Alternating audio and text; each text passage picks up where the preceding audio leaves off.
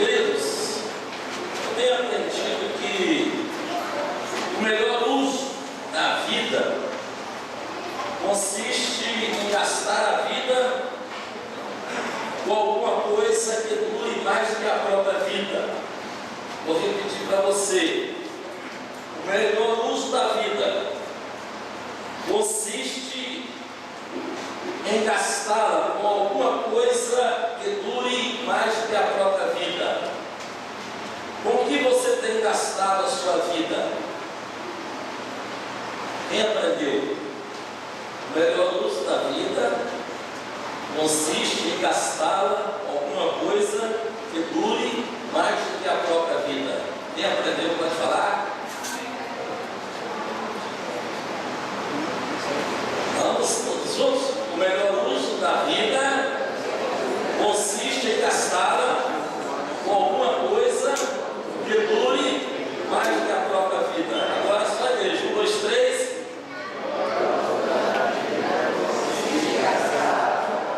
Uma coisa. Pega o vizinho para vizinho. O que você tem gastado na sua vida? Eu gasto a sua vida. Segundo princípio para nós nesta manhã: o que você tem gasto na sua vida vai durar mais do que a própria vida? É bom a gente avaliar isso. A maior descoberta da nossa geração é que o ser humano pode alterar a sua vida mudando a sua atitude mental. Eu tenho descoberto isso. Eu posso alterar o curso da minha vida com a mudança de mente. O texto que nós lemos está associado à Semana da Criança. E qual é o papel do pai? Então eu gostaria de falar nesta manhã do papel do pai e da mãe como sacerdote, como sacerdotisa. O que é sacerdote?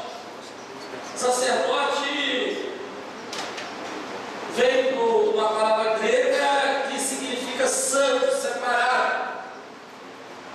No hebraico era aquele que tinha a tarefa de explicar a Torá de Deus ao povo e aos filhos.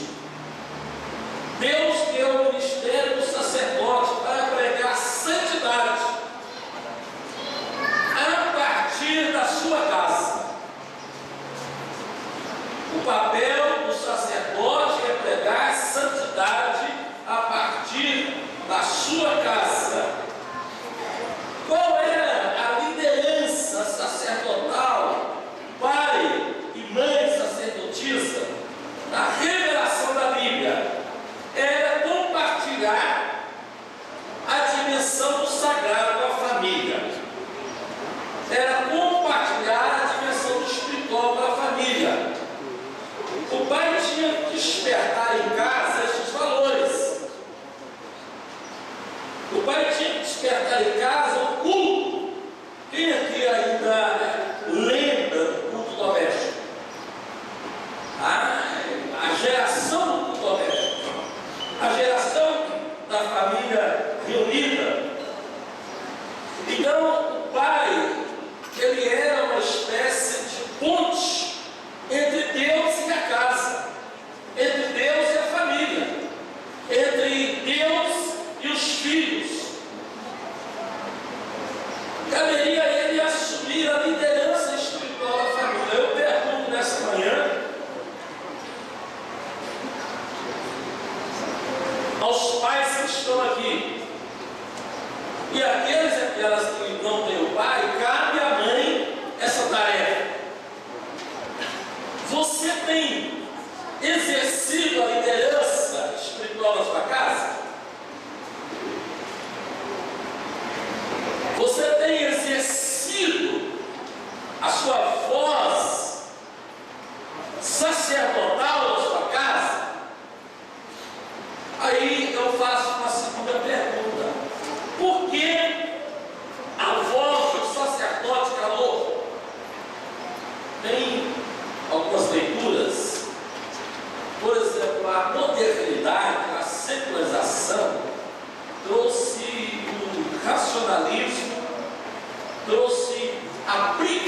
privatização da religião. O que é uma religião privatizada? É uma religião individualizada. Ela foi minimizada à experiência de cada um. Então nós passamos a ter um conceito da seguinte forma: cada um cuida de si. Em outras palavras, cada um se vira. E isto trouxe com esse fenômeno uma ausência do pai, porque o pai secularizou, o sacerdote secularizou. E o mesmo se dá com a igreja. Quando as famílias da igreja se secularizam, elas se tornam uma igreja social, uma igreja carnal, religiosa, menos espiritual e santa. Outro fator, porque a voz do sacerdote calou, além dessa secularização, dessa privatização, dessa individualidade, diz a história que é a revolução industrial e a revolução urbana. O homem passou a trabalhar 12 horas por dia. Então esse homem trabalhando, ele cansado, estressado, essa responsabilidade foi transferida para a mulher. A mulher assumiu parcialmente isso. Também aconteceu um outro fenômeno, que é a mulher ter que trabalhar, assumir a sua voz na sociedade e a sua voz mesmo no trabalho. Aí, o que aconteceu? Marido ativista trabalhando. Agora a mulher defendendo o seu direito e competindo.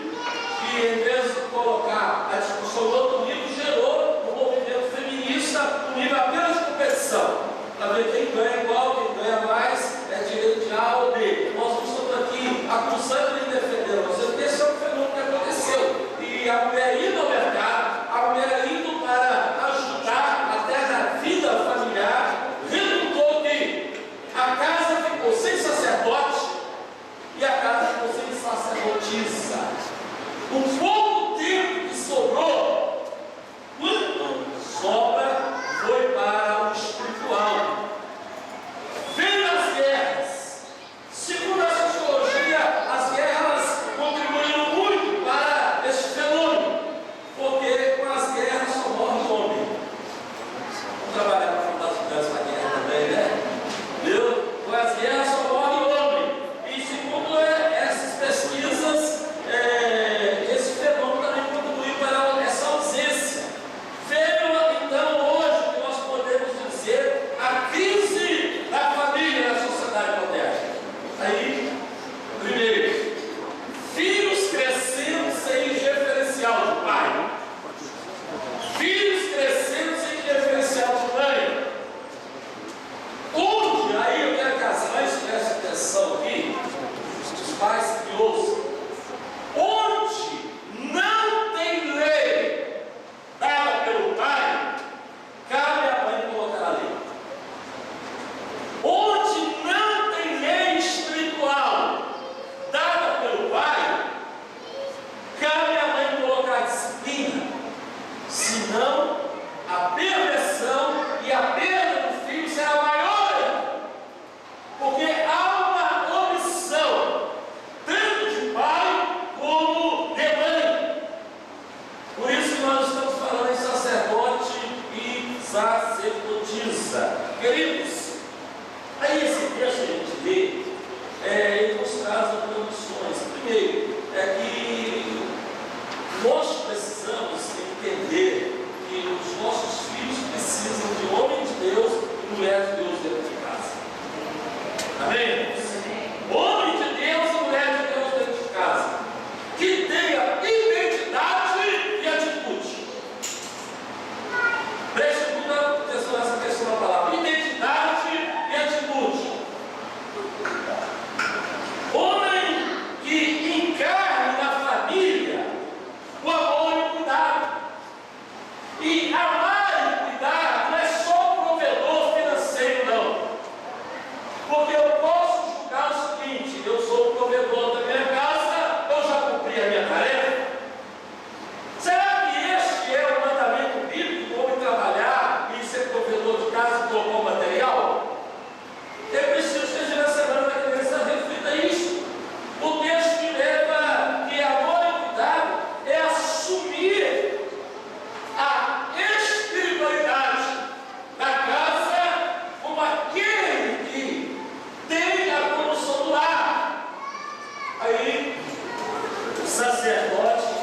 uma memória viva da história da redenção do povo de Deus.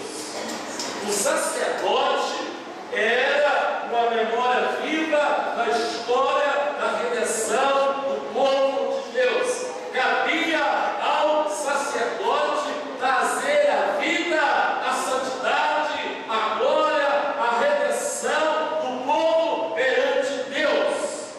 Aí nós pensamos, o texto bíblico que eu quero que projete para nós, Êxodo 2, 26 e 27.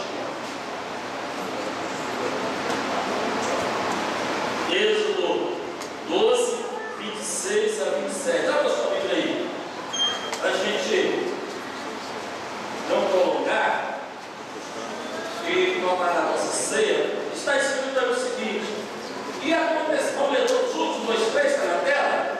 E acontecerá que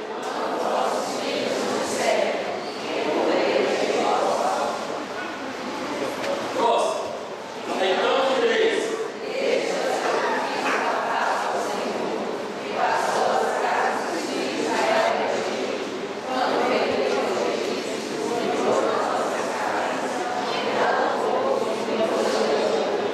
o que é isso? É a Páscoa. Cabia ao sacerdote, cabia ao pai dizer ao filho: é a libertação, é a redenção, é a presença de Deus na condução da família. Ser a nação como Israel é a somatória da família. Querido irmão, pais presentes são memórias vivas, pais ausentes de memórias mortas. Pais presentes são memórias vivas, pais ausentes e presentes fisicamente dão memórias mortas. Como pode se tornar esse sacerdote? Aí o texto vai dizer o seguinte: portar-se como tal, agir como tal, ter consciência e ter atitude. Diga comigo: ter consciência e ter atitude. Outra vez. Porque a consciência, ela precede atitude. Mas sem atitude, a consciência vira delírio e morre em nós mesmos. Vou repetir para você: ter consciência e ter atitude é portar-se como tal. Aí o filho vai perguntar: o que é isso? Irmão, o filho pode falar que o pai é trabalhador, o filho pode falar que o pai é honesto, o filho pode falar que o pai é influente na sociedade, mas isso não o salva, isso não forma o seu caráter, contribui, isso não forma a sua espiritualidade. A memória desse filho é a memória do ensino de Provérbios 4, da sabedoria de Provérbios 4, da graça de Provérbios 4. O meu pai é crente, o meu pai é honesto, a minha mãe é honesta, o meu pai não mente, o meu pai não rouba, o meu pai vive além dos preceitos morais, além dos preceitos sociais, além dos preceitos econômicos. O meu pai ora, o meu pai lê Bíblia, o meu pai jejua, o meu pai é aquele que reflete a glória de Deus, não só no templo, mas na casa. Amém, irmãos? Aonde estava o sacerdote, estava a presença e a glória de Deus.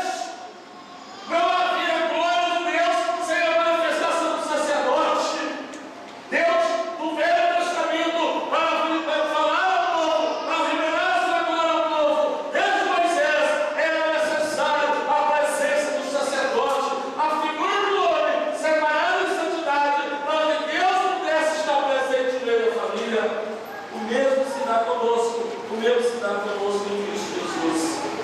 Diz a tradição bíblica que quando o sacerdote vestia as suas vestes, para ter 7 itens, aqueles valores, e quando ele aparecia diante do povo, o povo tinha uma convicção absoluta: Deus estava presente através daquele homem. Deus